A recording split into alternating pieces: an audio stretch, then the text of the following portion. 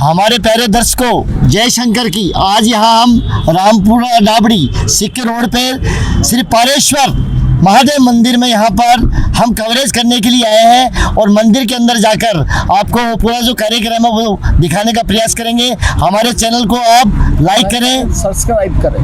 धन्यवाद।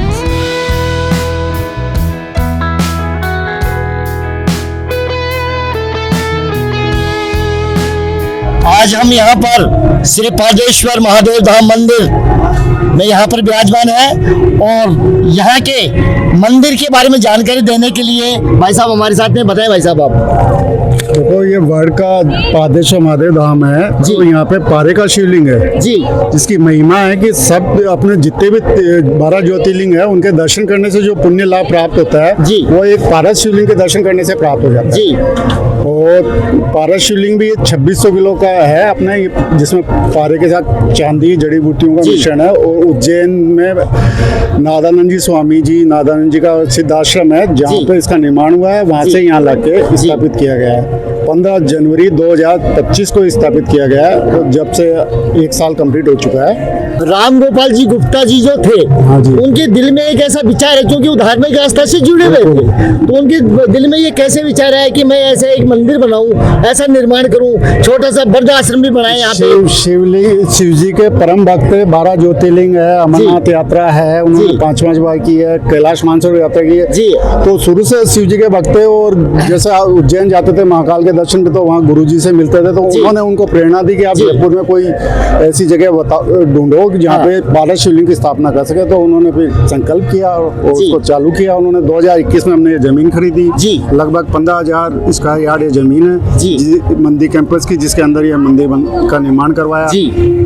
अनफॉर्चुनेटली उनके इसके शिलान्यास के बाद में 2023 में उनका स्वर्गवास हो गया। उसके बाद में फिर इसको मंदिर की स्थापना हो चुकी थी जब वो मतलब उससे बीच में चल रहा था, उसका निर्माण कार्य चल रहा था जी। 27 अक्टूबर 2023 को उनका देहांत हो जी जी जी जी। और 15 जनवरी 2025 को इसका उद्घाटन कराया। आपका शुभ नाम? सुरेश कुमार गुप्ता। और ये मेरे बहनोई साहब हैं, मुकेश जी बंसल, सबके जवाई हूँ बड़ा मैं। ठीक साहब, ठीक, धन्यवाद साहब।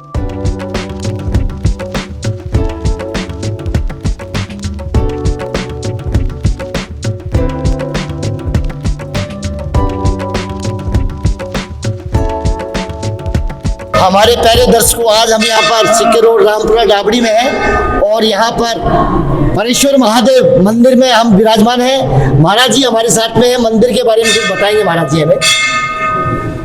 हर हर महादेव, जय श्री पारदेश्वर महादेव की जय। देखिए, बहुत सारे मार्ग हैं साधना को प्राप्त करने के लिए जी। हमारे ऋषि मुनियों ने जो है इस पे बहुत काम किया जी महाराज। और इस देश भारत देश जो है ऋषि मुनियों की परंपरा रही है जी। तो हमारे ऋषि मुनियों ने इस पे रिसर्च किया है जी कि व्यक्ति का जो है मन कैसे स्थिर हो जी, है ना। क्योंकि इंद्रियों में सबसे ज़्यादा जो चंचल है वो है मन जी। अगर मन स्थिर हो जाता है जी तो ही आपकी साधना आगे बढ़ती है जी, है ना। तो हमारे ऋषि मुनियों ने इस मन के ऊपर बहुत काम किया जी। तो उनको ऐसा पता लगा कि क्यों ना पारे के ऊपर काम किया जाए जी महाराज। तो पारे को स्थिर कैसे किया जाए, क्योंकि धातुओं में सबसे ज़्यादा चंचल धातु जो होती है वो है पारा। आपने देखा होगा जी, लिक्विड फॉर्म में आता है जी, वो ऊपर नीचे होता है और उसको अगर वो ज़मीन पे गिर जाए तो उसको पकड़ना बहुत मुश्किल होता है। तो हमारे ऋषि मुनियों ने इसके ऊपर बहुत काम किया कि भाई पारे को स्थिर कैसे किया जाए। तो पारे की संस्कार होते हैं, विधि होती है जी। जिस तरह योग, ध्यान, मेडिटेशन, आसन, प्राणायाम, प्रत्याहार, धारणा, ध्यान, समाधि, ये सब हमारे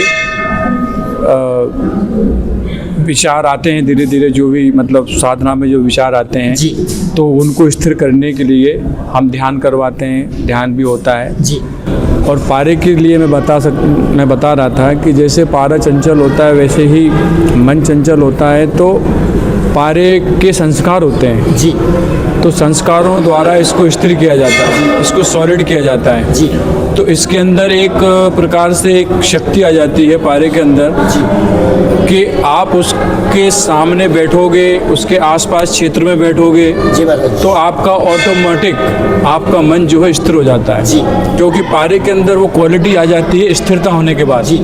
वो क्वालिटी आ जाती है पारद शिवलिंग के अंदर जी कि आपके मन को वो ऑटोमेटिक स्थिर करते हैं। जी। आपका शुभ नाम महाराज? मेरा प्रणवानंद नाम है। धन्यवाद महाराज। जय शंभो।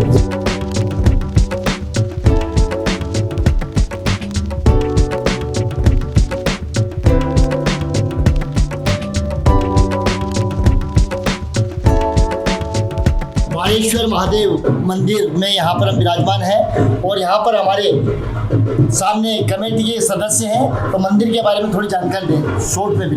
देखो, जय श्री महाकाल। जी। मैं यहाँ रामपुरा डाबड़ी से हूँ। हरिनारायण सुंदरिया उर्फ नटवर नाम है मेरा। जी और हमारा सौभाग्य है हाँ। कि यहाँ ऐसा विशाल मंदिर बना। जी इस मंदिर की कितनी खूबियाँ हैं मैं जी। बता नहीं सकता हूँ। जी इसके एंट्री करोगे जी। आप तो सबसे पहले आपको कदम के पेड़ मिलेंगे। जी वहाँ लोग परिक्रमा करते हैं। जी फिर ऊपर जाओगे जी तो अर्धराज जी पारा का शिवलिंग है जी।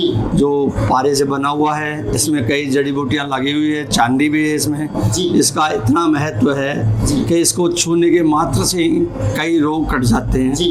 कई पाप धुल जाते जी। हैं। और हमारा तो अहोभाग्य है कि ऐसा मंदिर हमारे यहाँ प्रांगण में बना। जी। तो हम तो गदगद हैं। हरिनारायण जी, ये भारत के नाम यूट्यूब चैनल पे दर्शक आपको देख रहे हैं, हाँ जी। तो आप क्या संदेश देना चाहेंगे? हम तो ये कहेंगे जितने भी लोग देख रहे हैं जी। वो यहाँ आके बाबा के दर्शन करो। जी। एक बार, जी 2 बार, 3 बार आपको जरूर अवश्य फल मिलेगा। जी। ये हमारी मनोकामना है।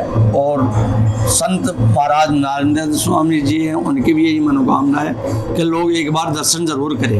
धन्यवाद धन्यवाद। पारेश्वर महादेव धाम मंदिर में पदाधिकारी हमारे सामने बैठे हैं, तो कुछ बताएंगे मंदिर के बारे में आप? इस मंदिर की स्थापना इसकी ज़मीन से लेकर के ज़मीन 2021 में ली थी जी और ज़मीन लेने के तुरंत बाद जी 10 सितंबर को जी गणेश चतुर्थी के दिन जी। मंदिर के निर्माण कार्य की स्थापना हुई। जी उससे निर्माण कार्य चालू रहा 3 साल कुछ महीने तक निर्माण चालू रहा। जी 15 जनवरी 2025 को जी पारदेश्वर महादेव मंदिर महादेव की स्थापना हुई मूर्तियों की। जी और जब से ये मंदिर सुचारू रूप से चल रहा है। जी यहाँ पर धार्मिक आयोजन प्रयोजन होते रहते हैं, जी जैसे शस्त्रघट है, जी सुहामणी वगैरह है, ये धार्मिक आयोजन होते रहते हैं। धन्यवाद।